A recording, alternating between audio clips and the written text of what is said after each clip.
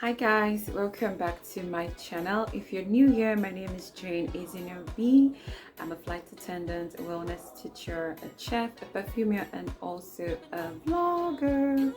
So very soon I'm going to stop introducing myself. Very soon a lot of y'all will start to know me for what I do, and I wouldn't have to introduce myself. I'm just going to come on cam and then start my video without even saying who I am, because everybody already knows what I do. Very soon we're getting there.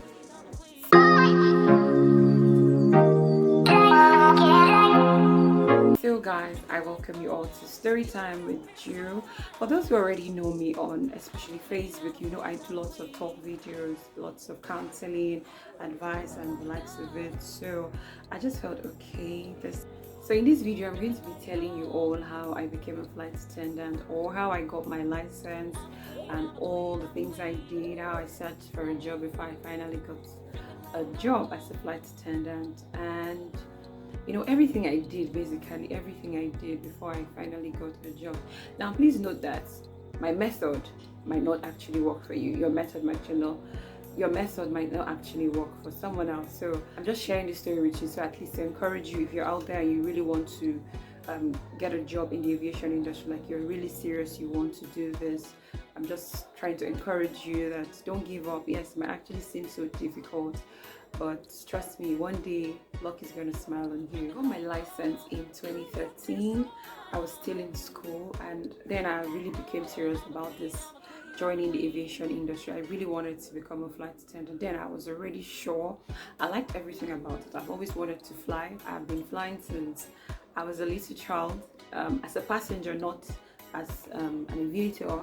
And I was like, I liked everything about what I saw. I liked the whole, should I say, the whole mechanism. Like, it just kept hitting me on my head, like, how do you guys do this thing? How do you put a smile on your face even when there's a turbulence? And then again, I loved the uniforms.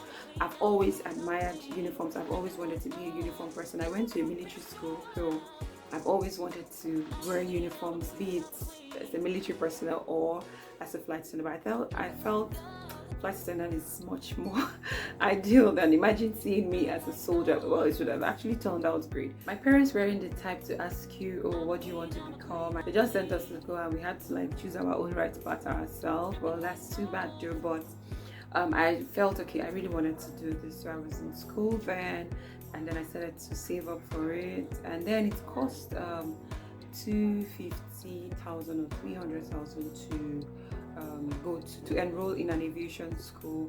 So I enrolled. I did the first training. It was a private training in Associated Airline. They are building somewhere in, I think, off Towing Street.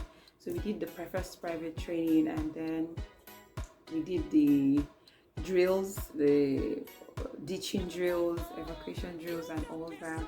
So we're waiting to write our exam, and then started to hear stories that she didn't do this, she didn't settle this, she didn't pay the complete balance to get some accreditation, or so. A whole lot of stories started to come up. So everybody just, some just stopped searching. Some just felt okay, maybe God doesn't want them to fly. That whole training was a flop. So a lot of us just went into something else. Everybody just got busy. But there was this girl, my namesake then, she really did not want to give up. She kept pushing. She kept calling me, Jane, what's up? Let's attend another class. Let's do this, let's do that.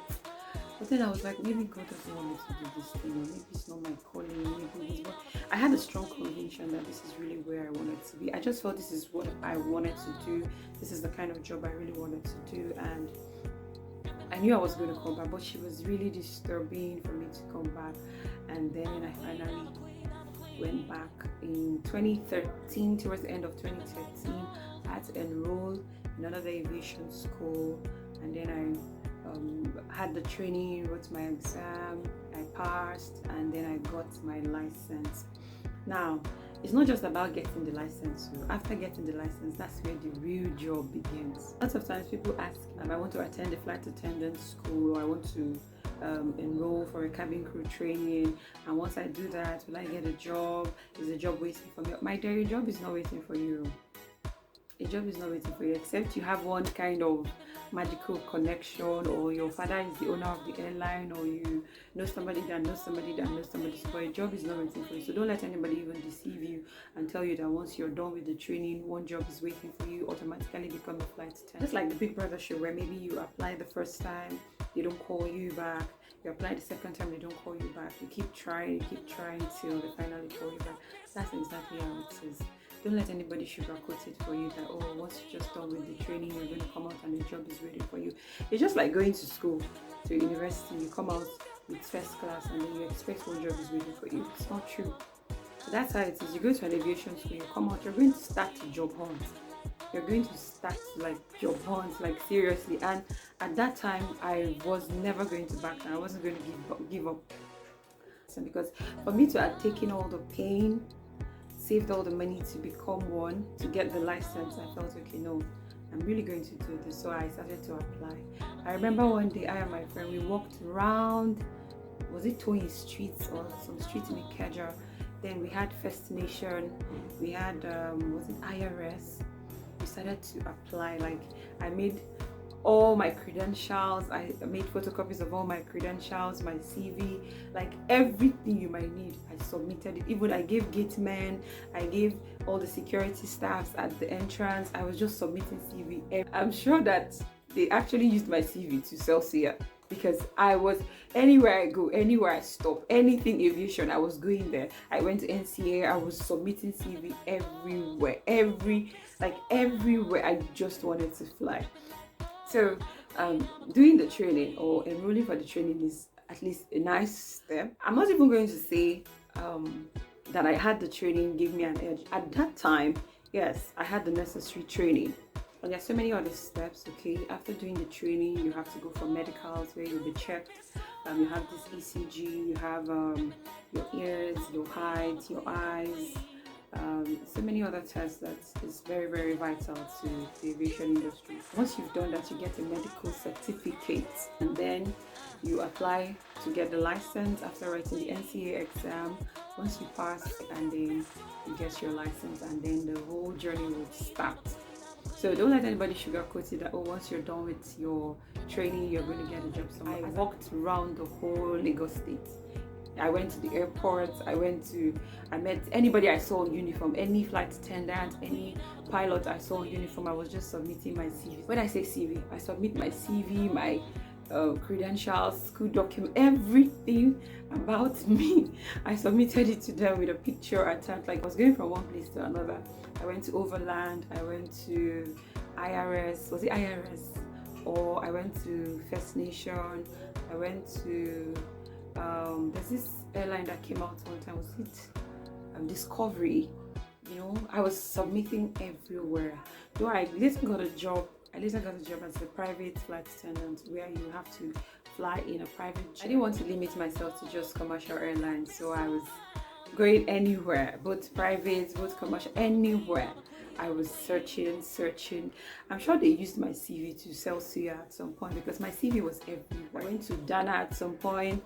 I even had to call my Indian friend to see if he can talk to somebody in India, just so that, like, I was doing the most. Not about getting the training, getting the license. Yes, that's the first step, yes, but the real job is, are you ready?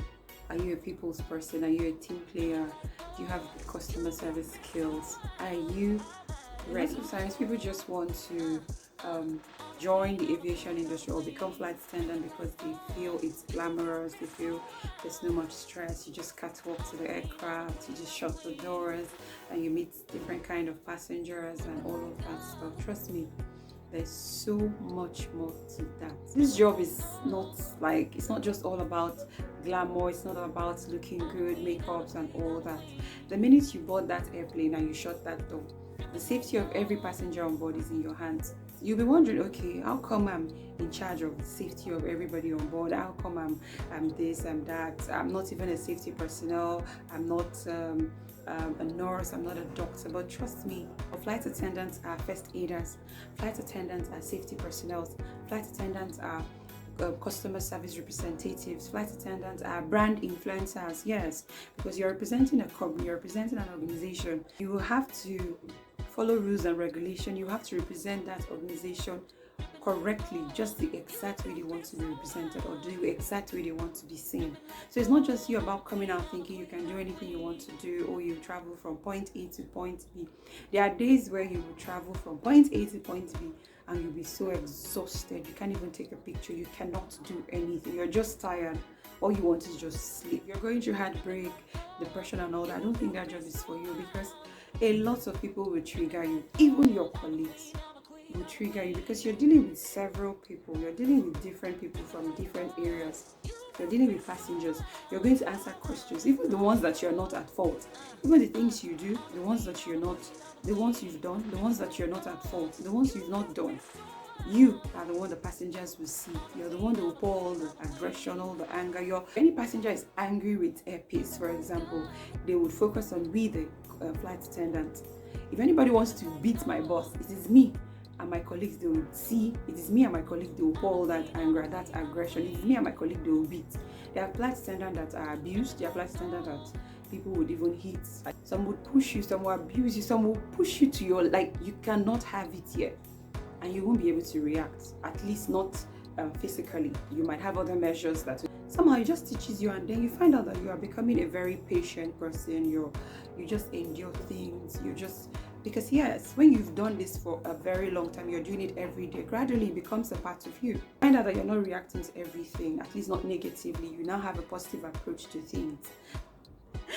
There are days where you get on board and the weather is like, no, today is my turn. And everybody shouting, Jesus, Jesus. And you're looking like, this is the day. This is the day. It's like as if flight attendants are shock absorbers. You're just there. Now, I'm not trying to discourage you. I'm just trying to let you fill you up on this whole thing. People have a wrong concept of the job. They just feel, I want to fly. I've had somebody, I was making my nails somewhere, and I can't remember what triggered the conversation, and the lady making my nails, she asked me, what do you do? Because I wanted my nails short, because I cannot wear the very long nails. So I want to ask me why, like the long ones to be very fun. I kept telling her to trim it down a bit, and she was like, why? I told her the nature of my job. She was like, oh my goodness, you're a flight attendant, man, I want to do that job. I'll see lots of men, right? And she just feels that's it. You see lots of men. You will see men.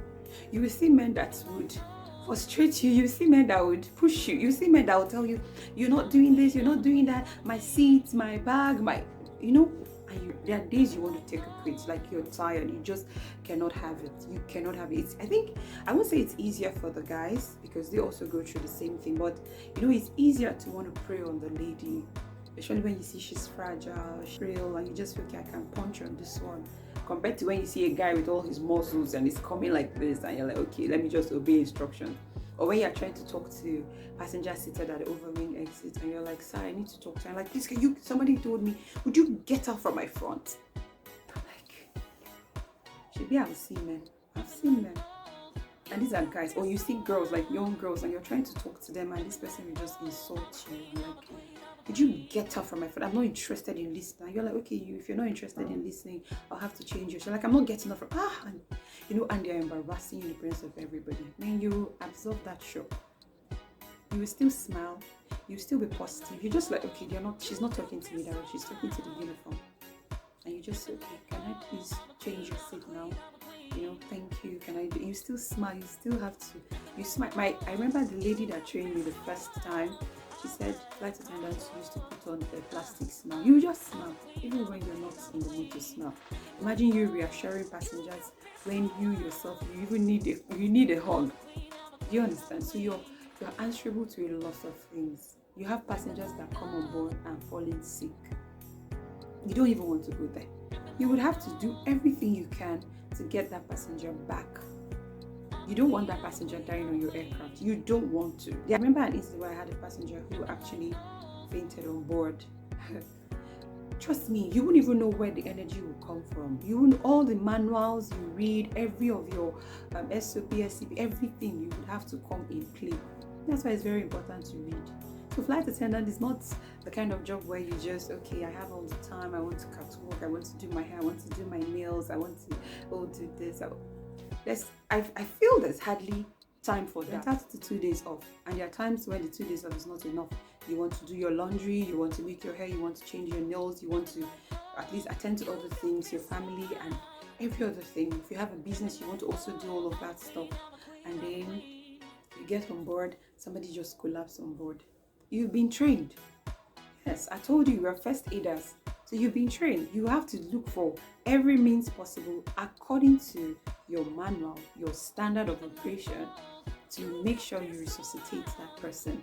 So I was talking to somebody, the person was like, that means you're a doctor. And I'm like, I'm not a doctor, I'm not a medical practitioner. There's a limit to my knowledge, to what I can do. But as a first aider, at least you try everything you can before help comes or a medical help comes. So there's nothing like you're clueless. It's not like, oh, I don't even know what to do. Somebody fainted and you're just looking like, oh, or maybe passengers are like hysterical and shouting. You're like, oh my Jesus, what will I do? You're kabashing with the passenger. No way. You're going to go there and treat that person. And I'm talking about not just fainting. I'm talking about people come on board. People are choking. People come on board. People suffer from heart attack. People come on board. People suffer from stroke.